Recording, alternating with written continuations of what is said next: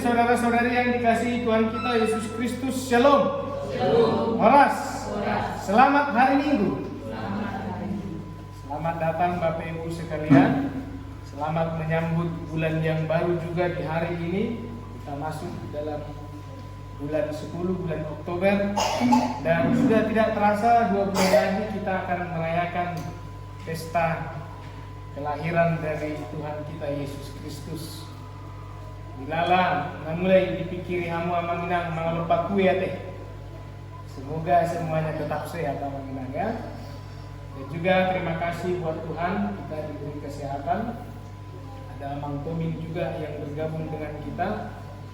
Buiman non dijaham doa karotasi ya teh. Ya, kalau nanti agak sulit mendengarkan namanya.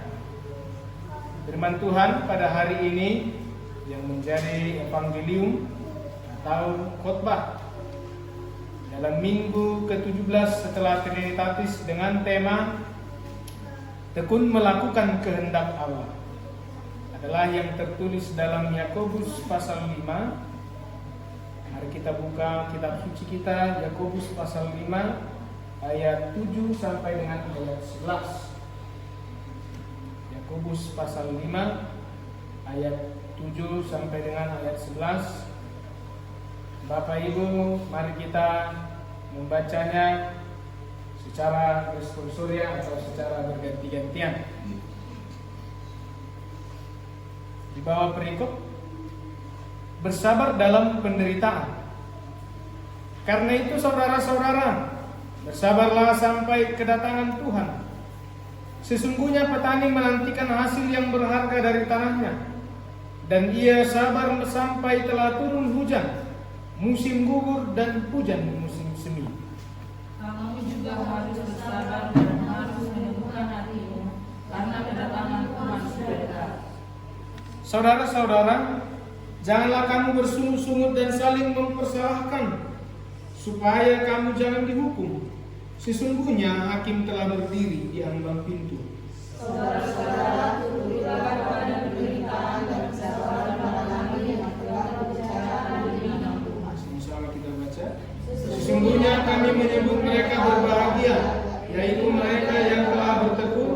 Kamu telah mendengar ayat, dan kamu telah tahu apa yang pada akhirnya disediakan Tuhan baginya. Karena Tuhan Maha Penyayang dan penuh belas kasih. Sedemikian jauh pembacaan firman Tuhan. Tekun melakukan kehendak Allah. Bapak Ibu saudara-saudari, penderitaan ini merupakan bagian hidup dari seluruh orang percaya maupun orang yang belum percaya. Sejak dahulu sampai saat ini, setiap orang pasti pernah mengalami yang namanya penderitaan, yang namanya pergumulan. Tetapi setiap orang berbeda-beda ketika dia menghadapi atau menyikapi penderitaan pergumulan yang dihadapi. Kalau para pengkhotbah mengilustrasikannya seumpama biji kopi, wortel dan telur yang sedang direbus dalam 3 wadah. Proses perebusan itu merupakan pencobaan, penderitaan yang sedang dia hadapi. Sementara ketiga unsur tadi, wortel, telur, dan kopi itu, ini merupakan rupa-rupa kita manusia dalam menghadapi pergumulan tersebut. Ketiganya memiliki hasil yang tentu berbeda-beda ketika mereka sudah direbus dalam beberapa saat. Kalau wortel yang semulanya dia keras, yang semulanya dia kuat, kemudian setelah dia direbus dalam air yang mendidih, berubahlah dia menjadi lunak dan menjadi lembek. Ini menggambarkan hidup seseorang yang diperhadapkan dengan persoalan. Awalnya dia kuat, awalnya dia mampu, tapi setelah dimasak dengan pergumulan, setelah direbus dengan pencobaan, dia menjadi lembek, dia menjadi lemah, dia kehilangan kekuatan. Dan yang kedua Bapak Ibu sekalian, rebusan yang kedua itu adalah telur. Telur yang awalnya dia berhati lembut, dia penurut, namun setelah direbus, setelah diperhadapkan dengan persoalan, dengan masalah pergumulan hidup, dia berubah menjadi keras. Dia berubah menjadi kepala batu. Kulit luarnya itu tetap sama, tapi dalamnya sudah keras. Hatinya sudah menjadi pahit, keras dan kepala batu. Dan yang ketiga Bapak Ibu sekalian, rebusan yang ketiga adalah kopi yang diolah dalam air panas. Hal yang membawa dia ketika dia dipanaskan, dimasak, kepedihan yang dia rasakan sampai pada puncaknya 100% derajat Celcius. Rasanya malah dia semakin enak dan semakin sedap untuk dinikmati. Nah, Bapak Ibu sekalian, ketiga dari unsur ini, segala hal dalam kehidupan kita digambarkan ketika menghadapi pencobaan seperti ketiga unsur ini. Kalau kopi tadi dalam perebusannya dia menghadapi keadaan terburuk sekalipun, tapi dia dapat menjadi lebih baik. Dia membuat suasana di sekitarnya pun menjadi lebih baik. Inilah sikap yang sabar dan bijaksana. Ketiga unsur ini adalah ketiga contoh kehidupan manusia. Memang saya tidak mau menyalahkan ketiga dari unsur ini atau memihak daripada salah satunya. Tapi Yakobus pasal 5 ini sedang menunjukkan kepada kita bagaimana seharusnya kita bersikap ketika sedang menghadapi pergumulan. Dia berseru, bersabarlah dan bertekunlah dan bijaksana. Be patient, be persevere, and be wisely. Benget ma, dalam bahasa Batak didok, benget ma. Ya. Tapi kalau lembaga Alkitab Indonesia LAI mengatakan ini bersabarlah. Sabar manang benget, tekun. Mas ada sikap. Sikap yang harus kita miliki dalam kehidupan kita. Ketidaksabaran biasanya bisa mempersulit diri kita sendiri. Ketidaksabaran bisa mempersulit orang lain, mempersulit keadaan. Maka oleh sebab itu Yakobus di sini mengatakan, memulai nats ini dari ayat 7 dia katakan dengan apa? Bersabarlah.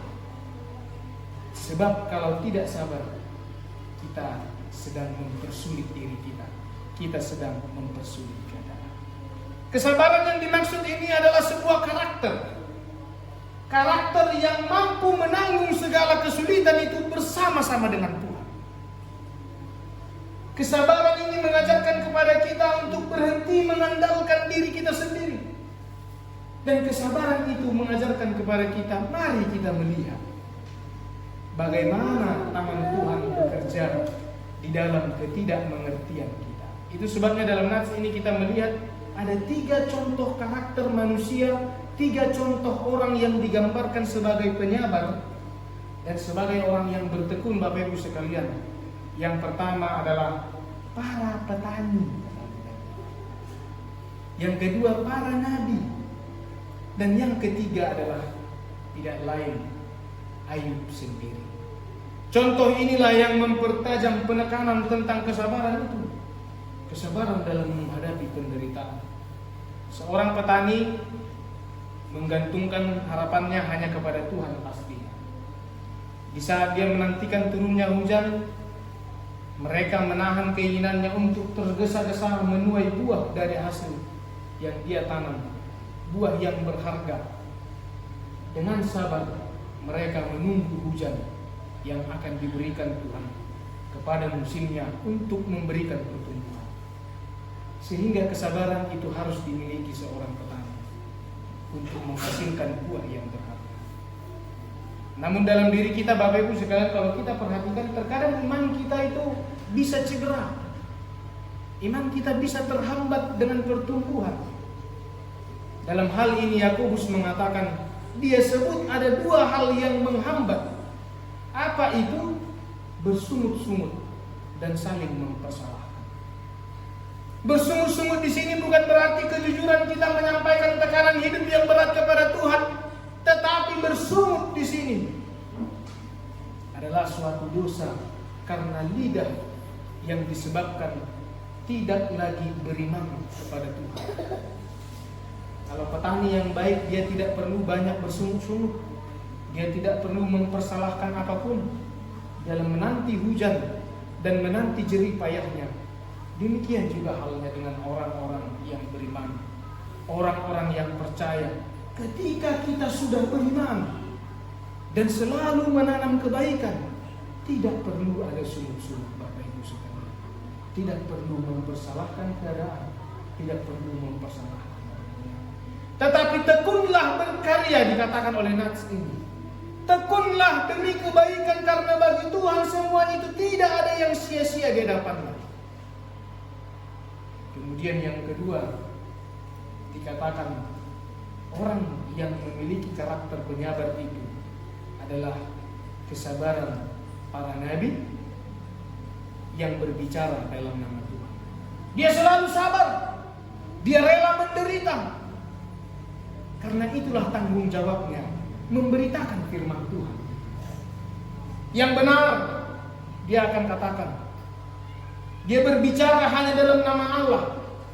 Kalau kita melihat konteks kehidupan dari tokoh-tokoh Alkitab, ada Musa, Samuel, Yesaya, Nehemia, Daniel, dan lain sebagainya. Mereka itu dibenci, mereka itu tidak disukai. Yeremia sendiri masuk penjara, Yohanes Pembaptis dipenggal kepalanya, dan lain sebagainya. Tetapi Tuhan memberi mereka jabatan nabi, Tuhan memberi mereka jabatan rasul, Tuhan memberi mereka jabatan pemberita Injil, gembala, pengajar, pendeta, sintua, dan lain sebagainya. Mereka ditandai dengan penderitaan. Mereka inilah figur dari kesabaran yang ditandai dengan penderitaan. Bahkan mereka mengalami kematian demi firman Tuhan. Itulah tokoh kedua dari penyabar yang dimaksud oleh Yakobus. Maka Bapak Ibu sekalian, mari kita miliki kesabaran seperti mereka. Mari kita belajar mencontoh kehidupan mereka yang mau-maunya bersabar dengan Injil itu sendiri. Yang ketiga Bapak Ibu sekalian, tidak lain adalah Ayub. Siapa kita yang tidak kenal dengan Ayub? Ayub itu orangnya saleh. Ayub itu orangnya jujur. Dia menjauhi kejahatan. Tapi satu hal slogan Ayub yang sangat keren dalam Perjanjian Lama sampai saat ini itu sangat keren menurut saya. Apakah itu? Tuhan yang memberi, Tuhan yang mengambil. Terpujilah Tuhan. Dia kehilangan seluruh hartanya, dia kehilangan anak-anaknya, dia kehilangan kesehatannya, dia menderita kusta. Istrinya itu satu-satunya perempuan yang mau pengen cepat-cepat janda dalam Perjanjian Lama. Dia mah dilului hamui nanga dong. Ibu-ibu yang pengen cepat janda tidak lain adalah istri dari Ayub, ya. Pengen cepat-cepat janda. Apa dia bilang? Matilah, pergilah sama Tuhanmu, katanya sama suaminya. Ini ibu-ibu yang aneh, ya. Tidak ada di zaman ini yang seperti itu mungkin, ya. Saya tahu pasomonia mengenal. Dia pengen cepat janda, dia pengen suaminya itu udah mati aja, menderita. Tapi inilah hidup Ayub. Hidupnya itu menjadi teladan. Di dalam ketekunannya dia selalu berdoa. Dan saya kalau boleh katakan Ayub 14 ayat 14 dikatakan apa di sana? Kalau manusia mati, dapatkah ia hidup lagi? Maka aku menaruh harapku selama hari-hari pergumulanku sampai tiba giliran dia katakan. Sungguh teduh Ayub itu menikmati berkat Tuhan. Lalu bagaimana dengan kita Bapak Ibu sekalian? Sudahkah kita mampu meneladani ketiga figur orang-orang yang penuh berkarakter dengan sabar dan penuh ketekunan itu? Seperti yang digambarkan oleh Yakobus pasal 5 ayat 7 sampai 11 ini. Sudahkah kita melatih ketekunan kita? Sudahkah kita melatih kesabaran kita setiap hari? hita halak bata ate mah. Ingit do tahe hita, sabar do tahe hita. Mulu yede, soi nama yede ya teh. Margo jubari ho amangina. Pasi kola hona dirohan unak kutaw be somonati naomi katanya. Macam kenge ade. Dugi musai mulu hita batakon macam jok do maret di rohani di dalam segala situasi. Dalam segala situasi apapun, bahkan mulu hal ama damang ate dan pola menuju orang amang ate. Tapi kalau kita perhatikan, saya rundo ama-ama mulu songona dumsidum minum imana, songona tenggen. Tapi apa lagunya?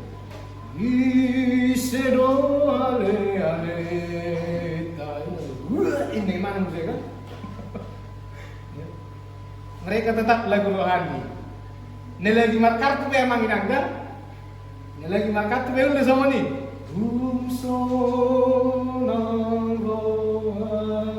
Lewat. Pas. Ayo amang do inang. Tetapi apakah cukup dengan hanya demikian? Bukankah kita juga harus mempersiapkan diri untuk menanti? Ada satu lagu yang saat ini masih sangat keren dan cocok untuk tema kita ini. Ketika dikatakan waktu Tuhan pasti yang terbaik. Tahu lagunya itu amang enam?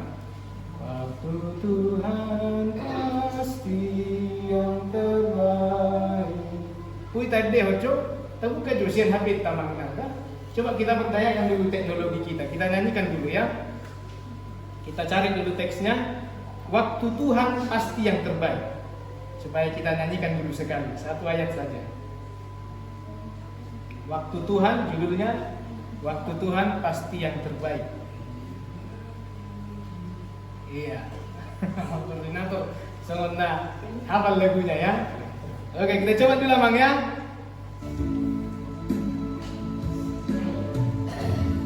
Coba kita nyanyikan dengan sambil meresapi Bapak Ibu sekalian, meresapi lagu ini bahwa setiap waktu Tuhan itu adalah waktu yang terbaik. Mari kita nyanyikan bersama. Dan kau izinkan sesuatu terjadi. Ku percaya semua untuk kebaikan. Dan nanti telah tiba waktu. Ku percaya kuasa memberikan. Waktu Tuhan waktu yang terbaik.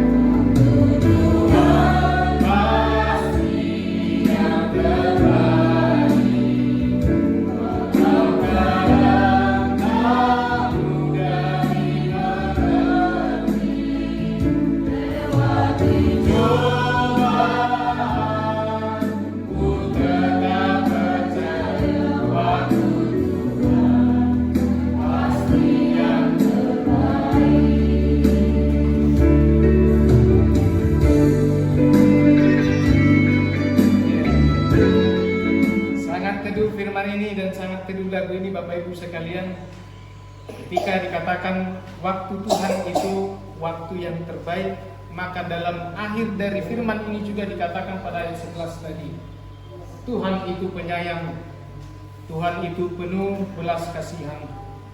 Maka bersabarlah dalam menanti kedatangan Tuhan.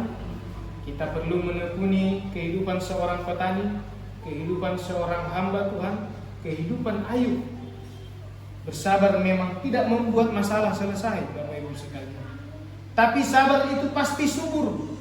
Seperti pohon bambu yang kuat dan teguh. Apa yang membuat dia kuat adalah sikapnya ketika dia menghadapi angin dan badai.